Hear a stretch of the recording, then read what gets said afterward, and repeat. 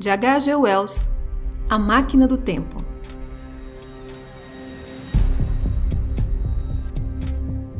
Você está ouvindo Literata Cast, o seu clube de leitura na internet.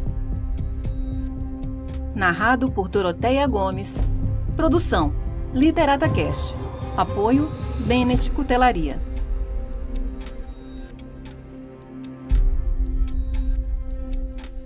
Tradução de William Lagos. Capítulo 3. Expliquei para alguns dos senhores os princípios da máquina do tempo na reunião de quinta-feira passada e lhes mostrei o próprio objeto em minha oficina, ainda que incompleto. Lá se encontra a máquina agora, ainda que de fato um tanto desgastada e com uma das barras de marfim rachada e um dos aros de bronze meio torto, mas o restante dela permanece em boas condições. Eu pretendia completar o artefato na sexta-feira seguinte à reunião, mas quando chegou a sexta-feira, percebi que uma das barras de níquel estava exatamente 1 polegada mais curta do que seria necessário. Assim sendo, fui obrigado a refazê-la, uma tarefa que só me permitiu completar o artefato esta manhã. De fato, já haviam soado as 10 horas desta manhã, quando a primeira de todas as máquinas do tempo iniciou a sua carreira. Executei mais uma verificação geral no aparelho, apertei todos os parafusos de novo, pinguei mais uma gota de óleo na alavanca de quartzo e então assumi minha posição sobre a cela. Suponho que um suicida que encosta o cano de uma pistola em seu crânio há de sentir a mesma curiosidade sobre o que irá ocorrer a seguir que eu senti então. Segurei a alavanca de partida em uma das mãos e a de parada na outra. Impulsionei a primeira e quase imediatamente movi a segunda. Tive a impressão de estar girando. Experimentei uma sensação semelhante à de um pesadelo em que se está sofrendo uma queda. Mas, olhando ao redor, vi meu laboratório exatamente como era antes. Teria alguma coisa realmente acontecido? Por um momento suspeitei que meu intelecto me pregara uma peça. Então, olhei para o meu relógio. Um momento antes, segundo me parecia, o mostrador indicava 1 minuto ou 2 após as 10 da manhã, mas agora marcava quase 3h30. Ele então prosseguiu. Respirei fundo, apertei os dentes, segurei a alavanca de partida com ambas as mãos e parti. Desta vez com um ruído perfeitamente audível. O laboratório ficou enevoado e depois escureceu. A senhora Watchet, minha governanta, entrou e caminhou, aparentemente sem me ver, em direção à porta do jardim. Suponho que tenha levado 1 minuto mais ou menos para atravessar a peça inteira, mas para mim ela pareceu disparar como um foguete. Apertei a alavanca até sua posição extrema. A noite chegou como se uma lâmpada fosse apagada, e no instante seguinte já era madrugada. O laboratório ficou indistinto e enevoado, e logo depois mais indistinto e ainda mais enevoado. Um negror indicou a noite de amanhã. Então, o dia seguinte, noite de novo, mas outro dia, cada vez com maior rapidez. Um murmúrio, como o de um redemoinho, encheu-me os ouvidos, e uma confusão estranha e sem sentido desceu sobre minha mente. Temo não ser capaz de transmitir as sensações peculiares que experimentei enquanto viajava pelo tempo. Posso apenas adiantar que são extremamente desagradáveis. Primeiro, há uma sensação exatamente igual à de se andar em uma montanha-russa, um movimento desamparado de alguém que está caindo de cabeça. Senti igualmente a mesma antecipação horrível de que seria em breve esmagado. Enquanto adquiria maior velocidade, as noites se seguiam aos dias como se uma bandeira negra estivesse sendo sacudida. A vaga sensação da presença de meu laboratório eventualmente se desvaneceu e passei a ver o sol correndo rapidamente pelos céus, pulando pelo horizonte a cada minuto e no instante seguinte já formando um novo dia. Suponho que o laboratório já tivesse sido demolido e eu estivesse a céu aberto. Tive uma sensação imprecisa da construção de andaimes, mas já avançava rápido demais para ter consciência exata do movimento de qualquer coisa. A mais lenta das lesmas que jamais se arrastou pelo solo corria depressa demais para que eu a visse. A sucessão constante e cada vez mais veloz de escuridão e luz se demonstrava excessivamente dolorosa para meus olhos. Então, nos momentos intermitentes de escuridão, eu via a lua rodando rapidamente pelas 4 fases, de novo a cheia, e tinha lampejos velocíssimos do brilho das estrelas que a rodeavam. Eventualmente, enquanto eu ainda prosseguia, cada vez ganhando maior velocidade, as palpitações de dia e noite se misturaram em um acinzentado contínuo. O céu assumiu uma profundidade maravilhosa de azul, uma cor esplendidamente luminosa, semelhante à do início de um crepúsculo de verão. O sol, que antes surgia e desaparecia continuamente, se transformou em uma faixa de fogo, em um arco brilhante no espaço. A lua em uma faixa flutuante de cor mais branda, e já não era possível enxergar nada das estrelas, salvo algum círculo brilhante cintilando repentinamente contra o fundo azulado. A paisagem era nevoenta e vaga. Eu ainda continuava do mesmo lado da colina sobre a qual esta casa agora se ergue, e o alto da ladeira erguia-se acima de mim, acinzentado e indistinto. Via árvores crescendo e se modificando, como nuvens de vapor, ora verdes, ora castanhas, e sem folhas, subindo, expandindo-se, tremulando ao vento, secando e desaparecendo. Via enormes edifícios serem erguidos rapidamente, fantasticamente claros, arruinarem-se e sumirem, como figuras de um sonho. Toda a superfície da terra parecia transformada, enquanto se derretia e fluía diante de meus olhos. Os pequenos ponteiros dos mostradores que se destinavam a registrar minha velocidade moviam-se ao redor cada vez mais depressa. Logo, comecei a notar que a faixa indicadora do movimento do Sol subia e descia no firmamento de um solstício para o outro, em cerca de 1 minuto, ou até menos, e que, consequentemente, minha velocidade já era superior a 1 ano por minuto, e de um segundo para o outro uma camada de neve branca cintilava sobre a paisagem e então desaparecia, sendo seguida por uma breve aparição verde brilhante a indicar a chegada de nova primavera. As sensações desagradáveis do início eram agora menos pungentes. Afinal, elas se misturaram em um tipo de entusiasmo histérico. Observei a seguir que, sem dúvida, a máquina oscilava de maneira desajeitada, um novo tipo de fenômeno para o qual não encontrava explicação. Porém, a essa altura, minha mente já se achava confusa demais para dar importância e, assim, enquanto uma espécie de loucura progressivamente me dominava, atirei-me em direção ao futuro.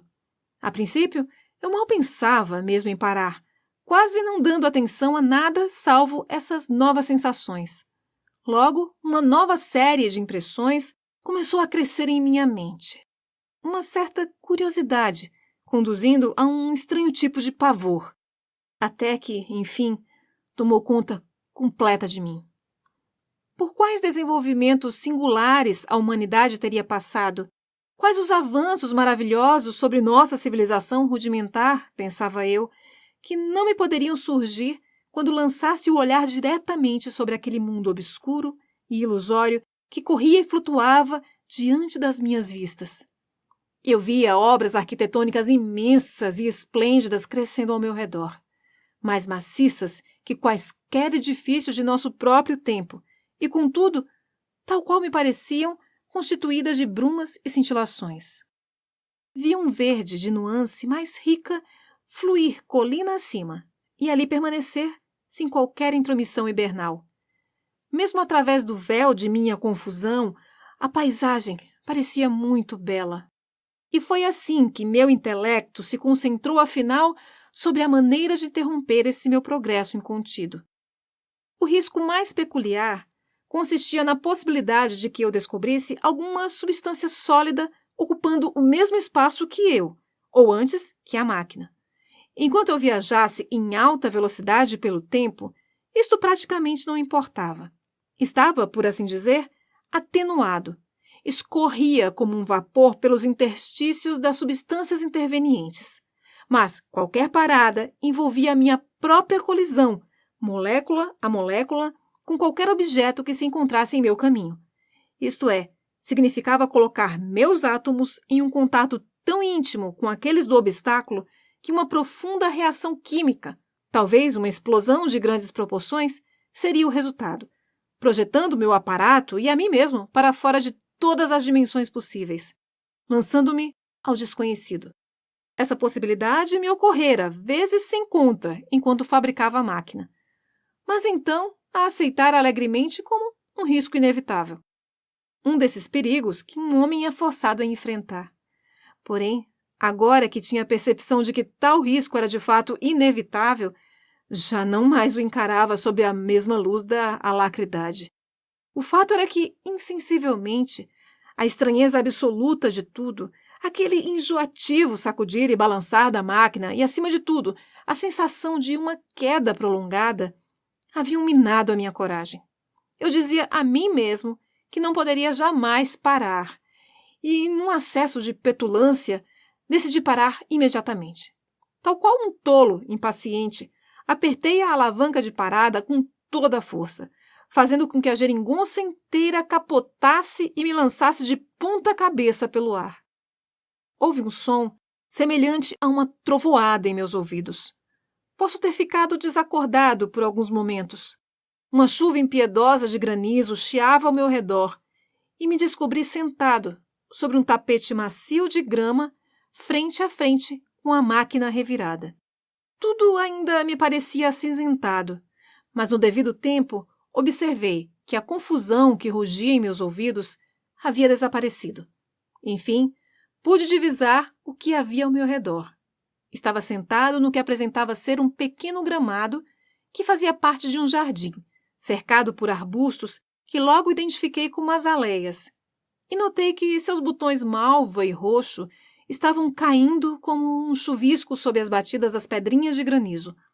Os pequenos pedaços de gelo saltitavam e dançavam como uma nuvem acima da máquina e corriam sobre o solo tal qual uma cortina de fumaça. No momento seguinte, percebi estar ensopado até os ossos. Linda hospitalidade, resmunguei para mim mesmo, oferecida a um homem que viajou por inumeráveis anos apenas para ver este local.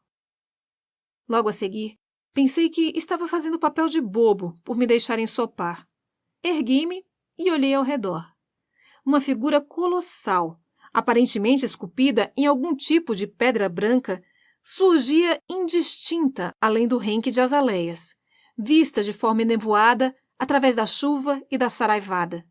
Mas todo o restante do mundo estava invisível. Minhas sensações desse momento são difíceis de descrever. À medida que as colunas de granizo diminuíam de volume, pude ver a figura branca de maneira mais distinta. Era mesmo muito grande, já que o topo de uma bétula totalmente desenvolvida apenas lhe tocava o ombro. Era de mármore branco, em um formato que lembrava vagamente uma esfinge alada, mas as asas, em vez de serem representadas verticalmente de ambos os lados, achavam-se abertas, de tal modo que a figura parecia estar pairando no ar. Segundo me pareceu, tinha um pedestal de bronze coberto por uma espessa camada de azinhavre. O acaso fizera com que sua face estivesse voltada em minha direção, de tal modo que os olhos sem vida me pareciam fitar, e eu percebia a mais leve sombra de um sorriso na comissura de seus lábios. Notei a seguir que estava bastante carcomida pelo tempo, o que me transmitia uma sensação desagradável de doença. Fiquei olhando para ela por um certo tempo, meio minuto talvez, quiçá por meia hora. Parecia avançar e recuar, enquanto a saraivada ao seu redor se tornava mais densa ou mais escassa.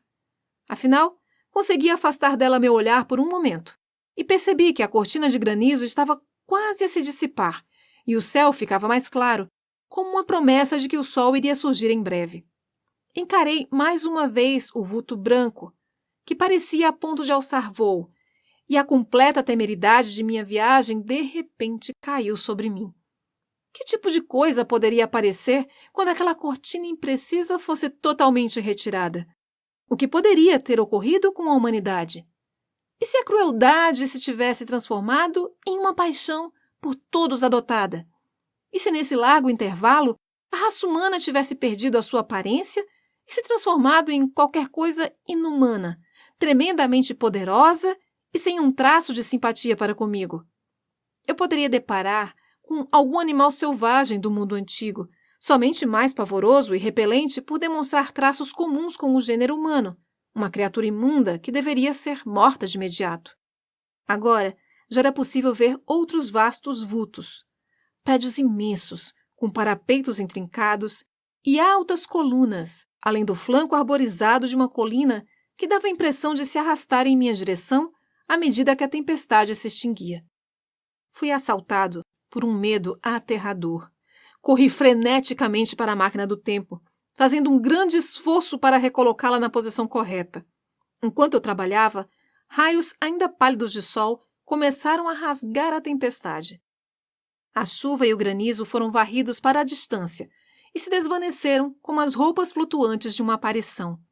Acima de minha cabeça, no azul intenso de um céu de verão, alguns leves farrapos de nuvem de um tom gris acastanhado pareceram rodopiar para o nada.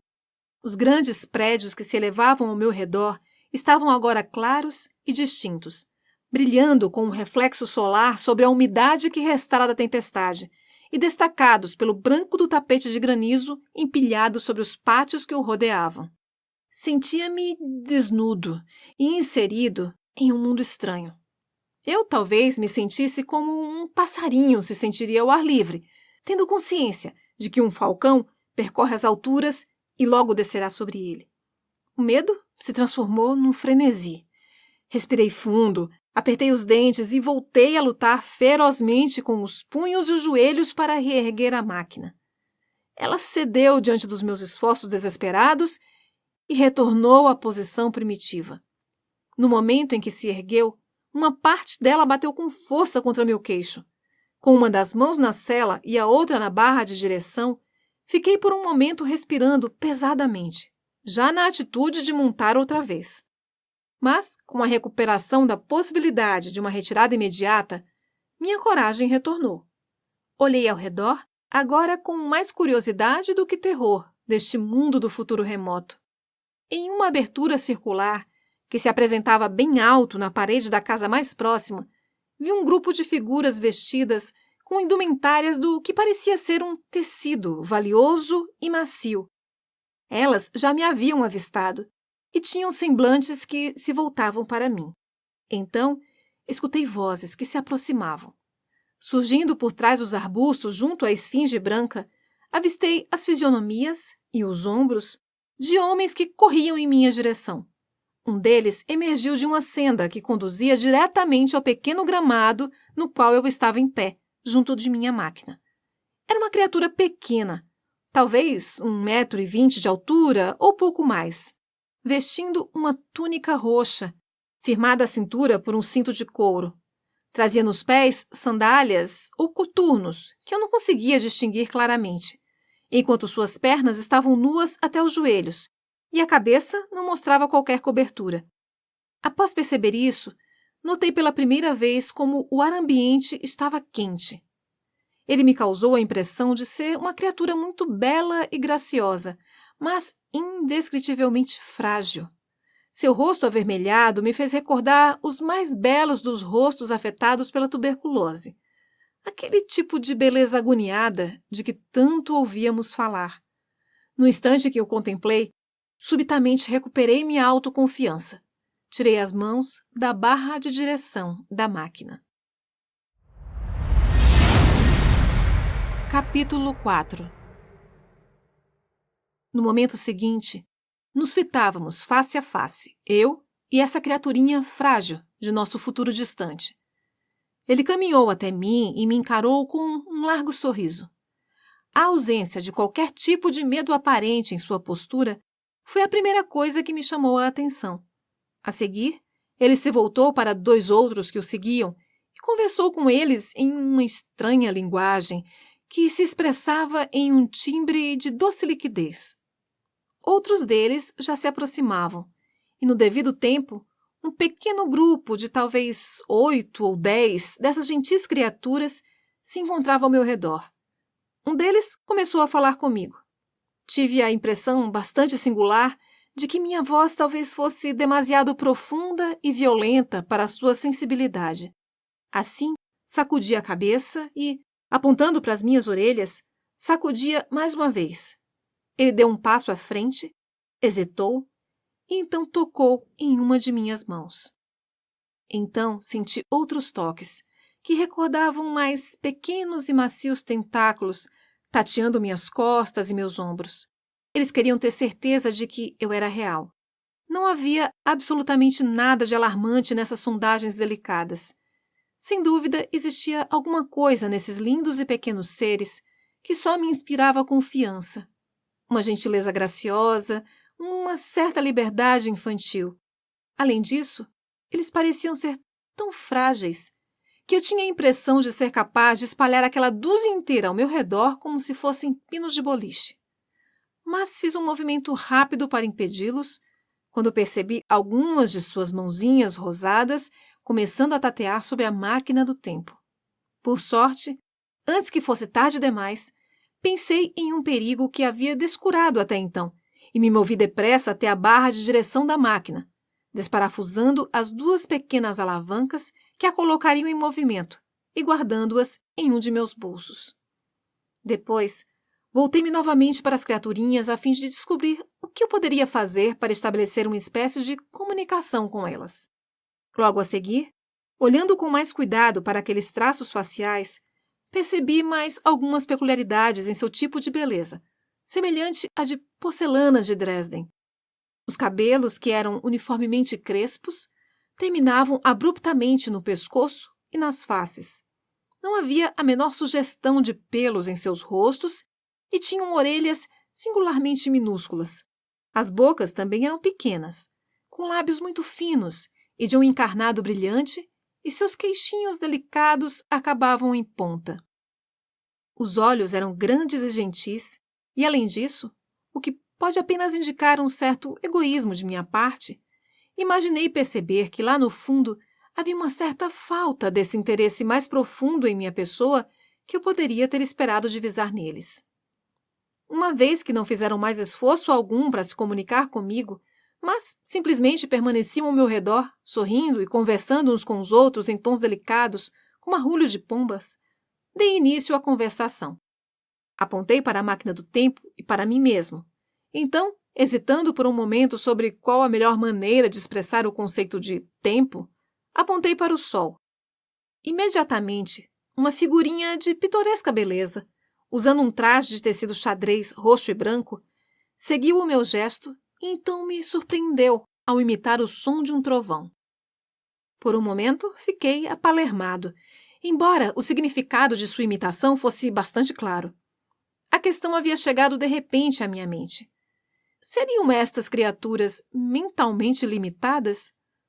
Dificilmente vocês poderão entender como esta ideia me abalou. Vocês hão de compreender que eu sempre antecipara que as pessoas do ano 800 e 2000 ou coisa assim estariam incrivelmente à nossa frente, em termos de conhecimento, arte e tudo mais. Então, logo um deles me apresentou uma questão que eu definia como estando no nível intelectual de uma de nossas crianças de 5 anos. De fato, o que aquele som significava era se eu havia descido do sol em uma tempestade. Isto completou o julgamento que eu havia mantido em suspenso até então, sobre suas roupas, seus membros frágeis e leves e a indefinição de suas características faciais. Um fluxo de desapontamento percorreu minha mente. Por um momento, julguei que havia construído a máquina do tempo em vão. Balancei a cabeça em afirmação, apontei para o sol e fiz uma imitação tão vívida de uma trovoada que assustei o grupo inteiro. Todos recuaram um passo ou 2 e se inclinaram perante mim como se me reverenciassem. Então, um deles avançou em minha direção, rindo e carregando um colar fabricado com lindas flores que me eram totalmente desconhecidas. Ergueu-se na ponta dos pés e o colocou ao redor de meu pescoço. A ideia foi recebida com um aplauso melodioso, e logo todos eles estavam correndo para todos os lados, colhendo flores e então lançando-as sobre mim, até eu estar quase afogado em botões coloridos. Vocês que nunca assistiram a uma cena semelhante, dificilmente poderão imaginar que tipo de flores delicadas e maravilhosas foram criadas ao fim de incontáveis anos de cultivo. Então, algum deles deve ter sugerido que seu novo brinquedo deveria ser exibido no prédio mais próximo. E assim, me tomaram pelas mãos e me conduziram pelo gramado, passando pela esfinge de mármore branco, que dava a impressão de ter observado a cena todo o tempo, com um semi-sorriso irônico por meu espanto, até chegarmos a um vasto edifício cinzento de pedras marcadas pelo tempo. Enquanto eu os acompanhava, a memória de minhas confiantes antecipações de uma posteridade profundamente grave e intelectual retornou-me à mente, trazendo consigo um divertimento impossível de resistir. O edifício apresentava um portão de entrada gigantesco, e todo ele ostentava dimensões colossais. Claro, o que mais me ocupava, então, era a multidão crescente daquelas pequenas pessoas, e não os grandes portais escancarados que se assemelhavam a bocas abertas em bocejos sombrios e misteriosos. A minha impressão geral do mundo que via ao meu redor por sob suas cabecinhas era de um emaranhado vazio de lindos arbustos e flores, de fato, de um jardim negligenciado totalmente por muito tempo, mas permanecendo ainda assim limpo de ervas daninhas. Vi um grande número de altos caniços portando estranhas flores brancas, com um diâmetro de cerca de 30 centímetros de ponta a ponta de suas pétalas cerosas. Eles cresciam espalhados como se fossem plantas selvagens de permeio aos arbustos de flores variegadas. Porém, como já expliquei, não tive a oportunidade de examiná-los com atenção nesse instante. A máquina do tempo permaneceu abandonada no gramado, cercado por azaleias. O arco da portalada era esculpido em detalhes, mas naturalmente não observei as gravuras com muita atenção, embora tivesse uma rápida impressão de antigas decorações fenícias enquanto o atravessava. Mas o que mais me marcou foi que estavam muito danificadas e gastas pelo tempo. Diversas outras pessoas de roupas brilhantes vieram me receber junto à entrada, e assim ingressamos, eu usando a indumentária lúgubre e já meio encardida de um fraque preto do século XIX, uma aparência já em si bastante grotesca, salientada pelos colares de flores com que me haviam enfeitado, e cercado por um grupo em constante movimento de pessoas usando túnicas brilhantes, feitas de tecidos macios e coloridos, cujas pernas e braços eram de um branco translúcido, envolvido em um redemoinho melodioso de riso e linguagem alegre. A grande portalada se abria para um salão proporcionalmente grande, em que predominavam os tons de marrom. O teto se achava envolto em sombras, mas as janelas, em parte ostentando vitrais coloridos, em parte vazadas nos pontos em que as vidraças haviam caído ou sido quebradas, admitiam uma certa quantidade de luz.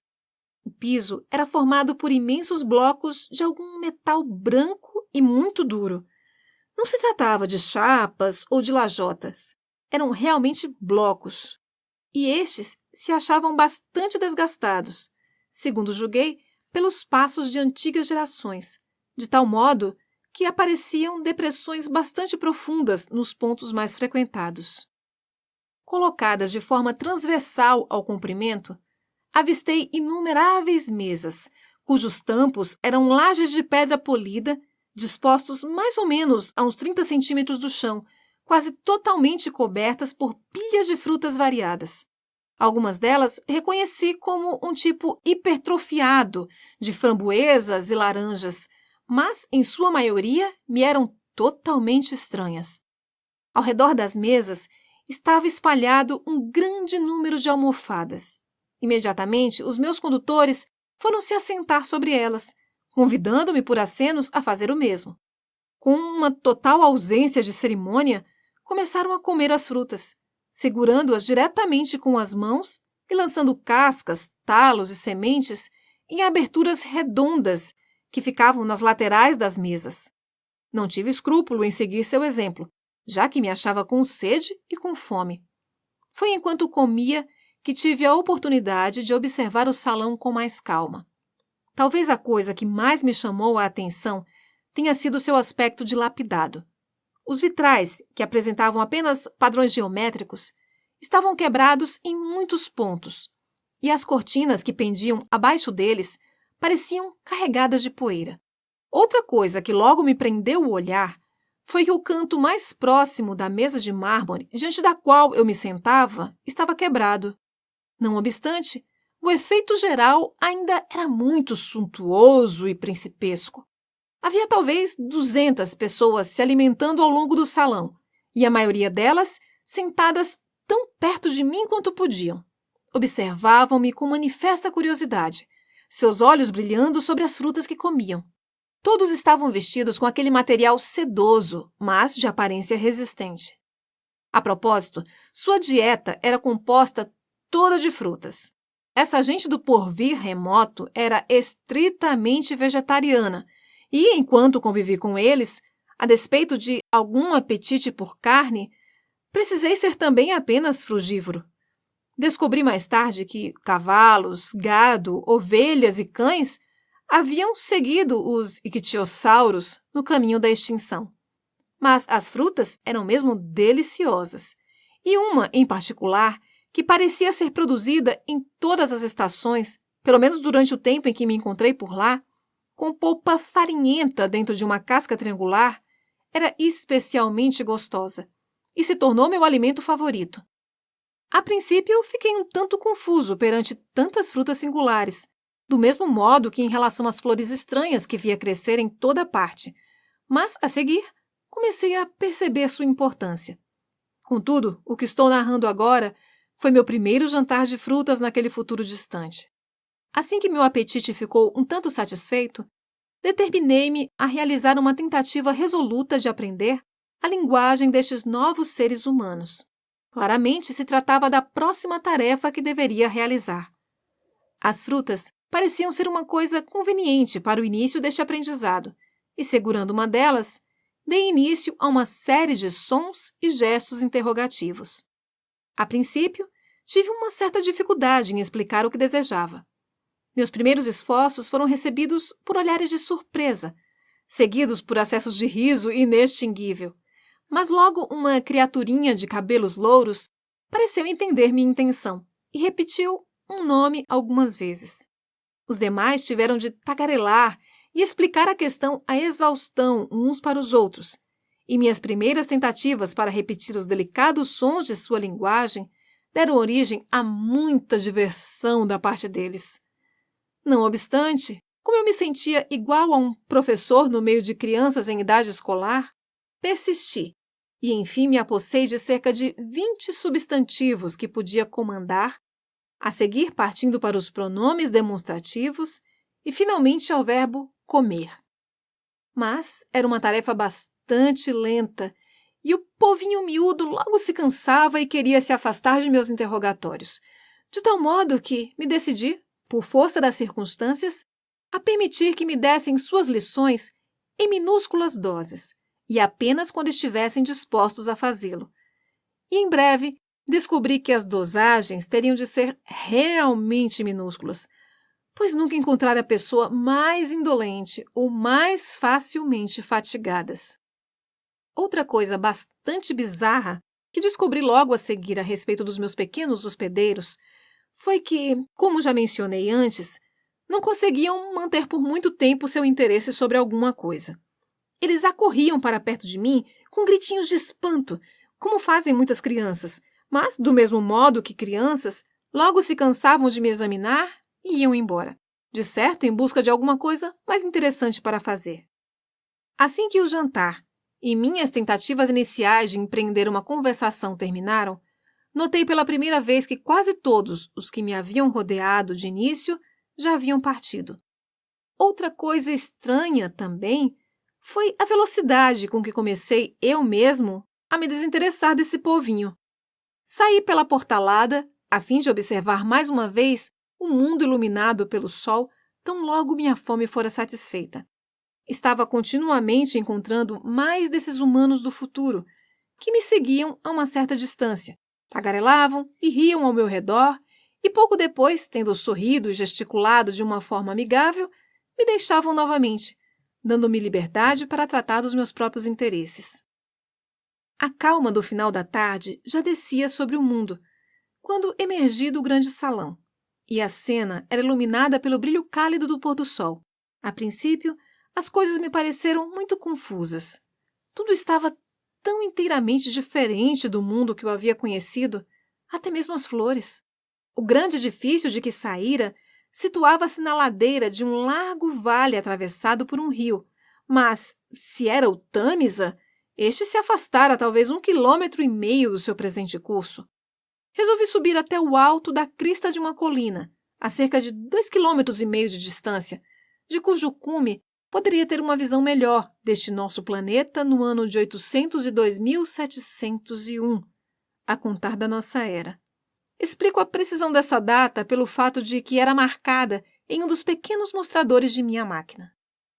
Enquanto eu andava, mantinha os olhos abertos para qualquer impressão que pudesse talvez explicar esta condição de esplendor arruinado em que se encontrara o mundo, pois de fato se achava em ruínas. A um certo caminho, colina acima, por exemplo, havia uma grande pilha de granito, cujos destroços estavam entremeados por massas de alumínio, um vasto labirinto de paredes altíssimas e montes de ruínas, entre os quais cresciam grossas touceiras de plantas muito belas, cujo formato lembrava o de pagodes, talvez um tipo de urtigas, porém maravilhosamente equipadas com folhas castanhas e incapazes de irritar a pele.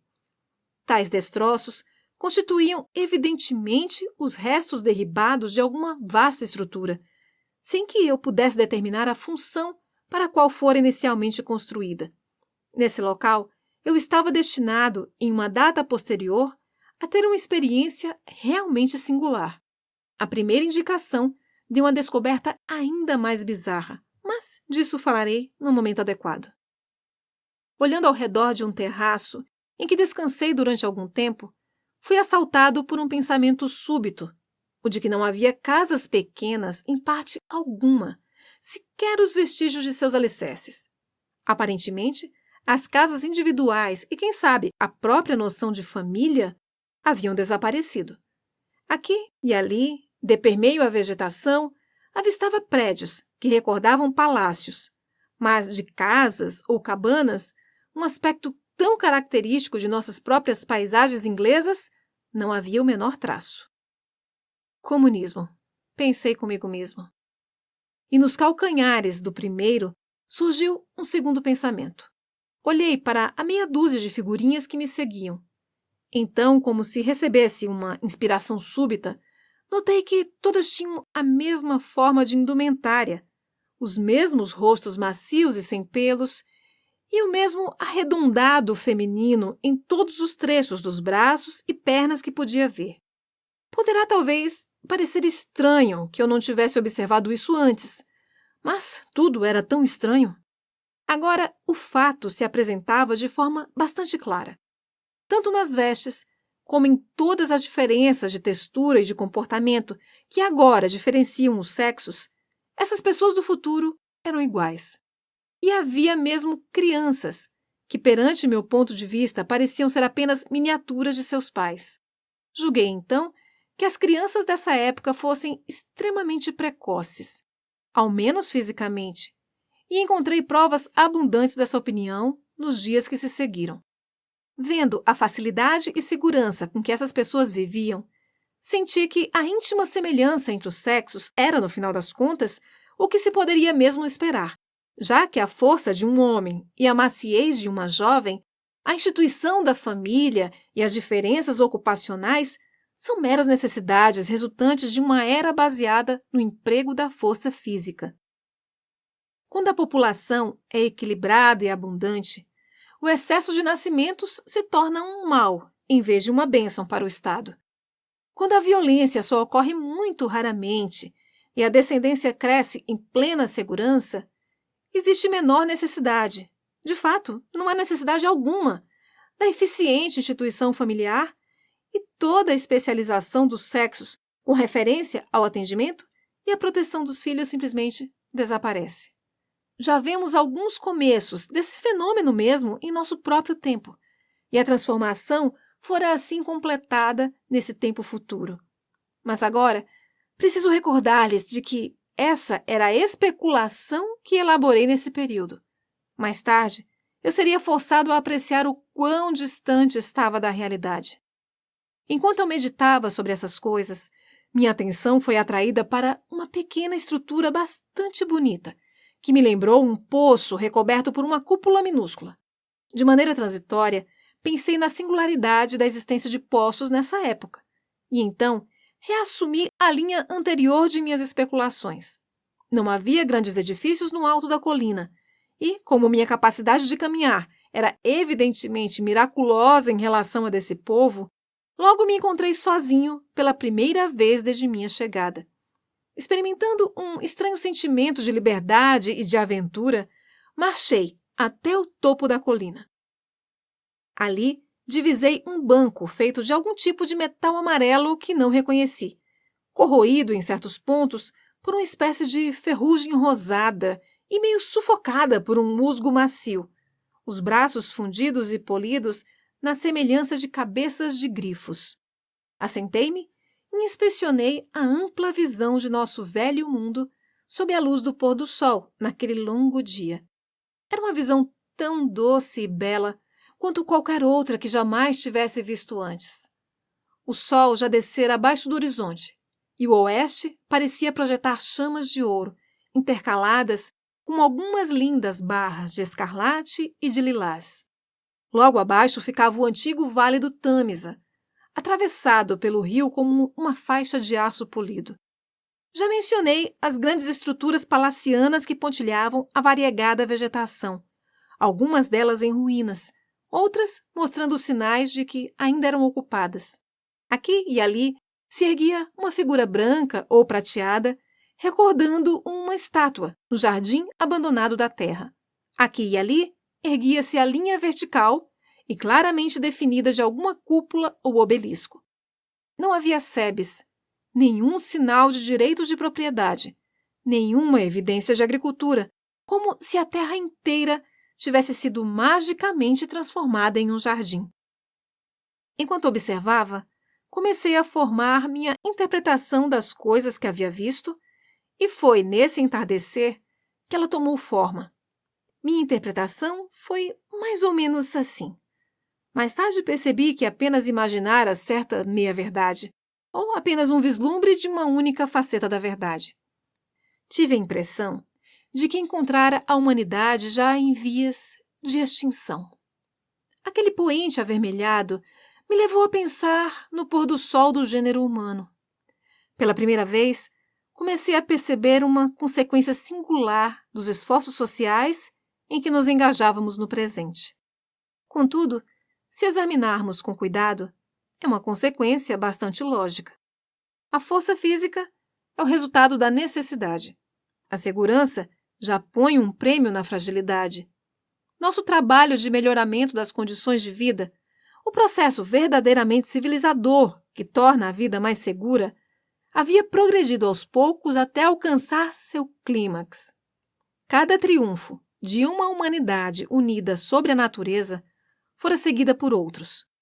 Coisas que são hoje nada mais do que sonhos se haviam transmutado em projetos deliberadamente planejados e realizados.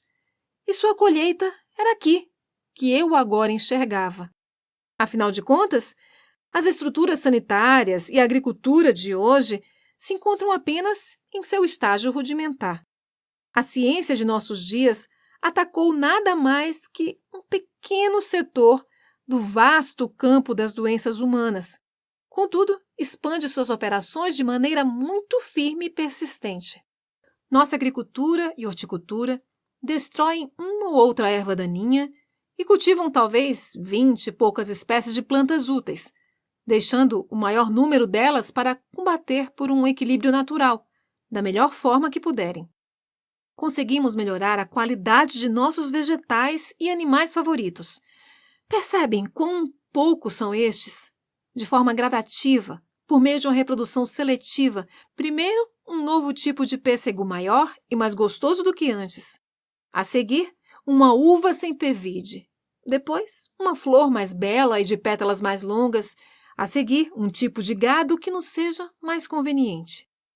E só os melhoramos gradualmente, porque nossos ideais são vagos e tentativos, e nosso conhecimento é ainda muito limitado, porque a própria natureza é tímida e lenta diante de nossas mãos desajeitadas. Algum dia, tudo isto será mais organizado e se tornará cada vez melhor. Esta é a direção da corrente, apesar dos pontos em que as águas ficam represadas. O mundo inteiro se tornará educado, inteligente e cooperador. As coisas se moverão progressivamente mais depressa até que a natureza seja totalmente subjugada. No final, sábia e cuidadosamente, reajustaremos todo o equilíbrio da vida animal e vegetal de tal sorte a satisfazer nossas necessidades humanas. Este ajustamento, afirmo eu, deve ter sido feito e realizado muito bem. De fato, completado para todos os tempos futuros, no espaço de tempo interveniente ao salto realizado por minha máquina. Sem a menor dúvida, a atmosfera estava livre de mosquitos, a terra libertada de ervas daninhas ou de fungos. Por toda parte havia flores e frutas doces e encantadoras, enquanto borboletas brilhantes voavam de um lado para outro. Sem dúvida, o ideal da medicina preventiva havia sido atingido. Todas as doenças haviam sido erradicadas. Não vi a menor evidência de moléstias contagiosas durante a minha estadia. E terei de lhes relatar mais tarde que, mesmo os processos de apodrecimento e decadência corporal tinham sido profundamente afetados por essas mudanças. Também os triunfos sociais haviam sido efetuados. Vi todos os membros da humanidade habitando abrigos esplêndidos, todos os indivíduos gloriosamente vestidos, e até então não os havia encontrado praticando o menor trabalho ou esforço físico. Não havia sinais de lutas sociais ou econômicas. As lojas, as propagandas, o tráfego, todo o comércio que conforma a parte central de nosso mundo presente, tudo se havia evaporado. Era natural, naquele crepúsculo dourado, que eu saltasse de imediato para o conceito de um paraíso social. As dificuldades causadas pelo aumento da população tinham sido enfrentadas, adivinhei, e o número de seres humanos parara de crescer. Mas, com esta mudança de condições, inevitavelmente surgirão adaptações à transformação. A não ser que a ciência biológica seja composta por um acumulado de erros, qual é a causa da inteligência e do vigor humanos?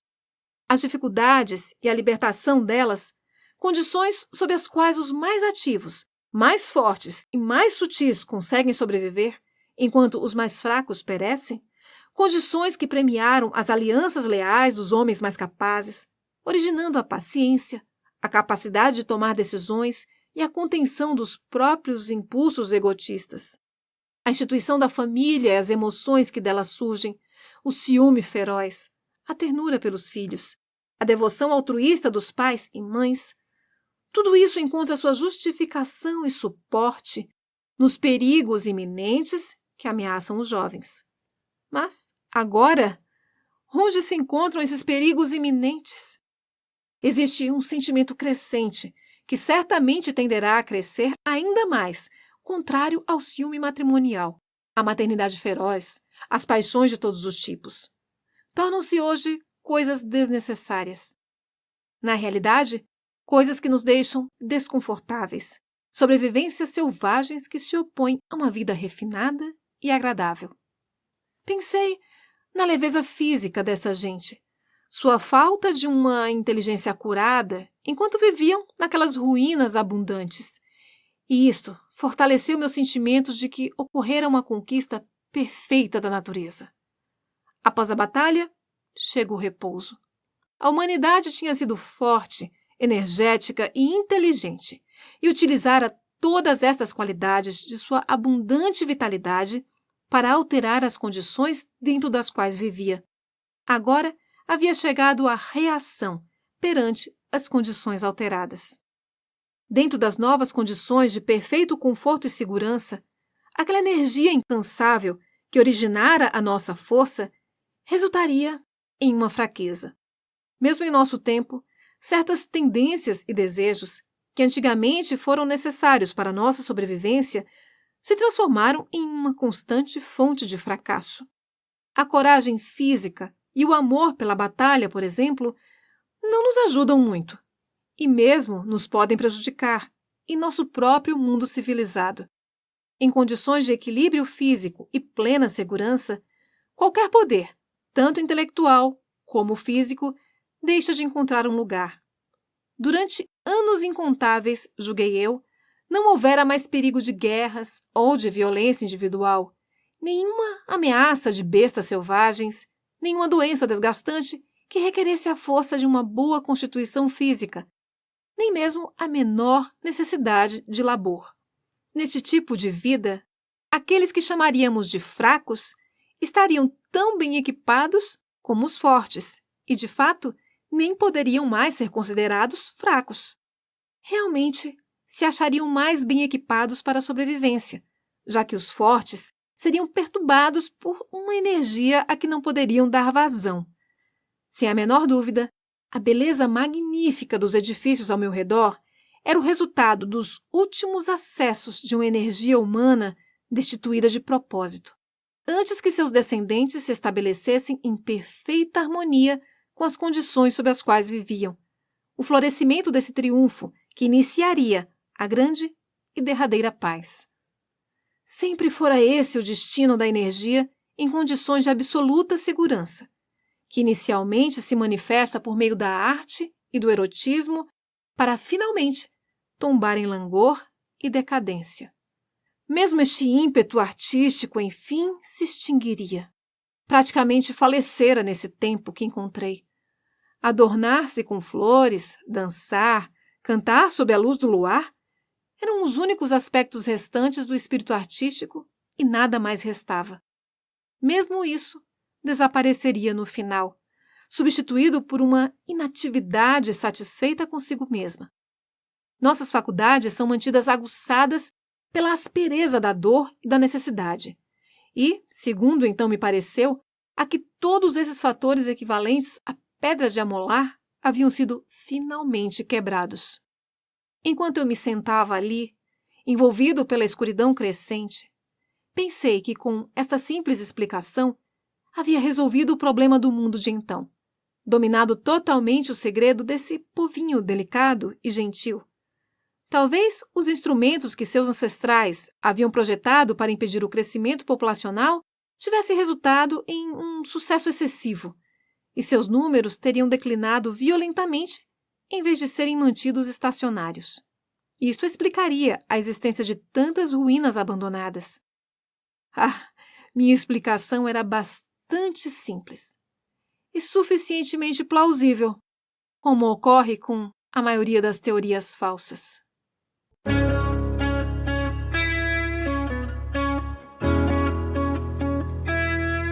Você acabou de ouvir mais um episódio do Literata Cast. Apoio Bene Cutelaria.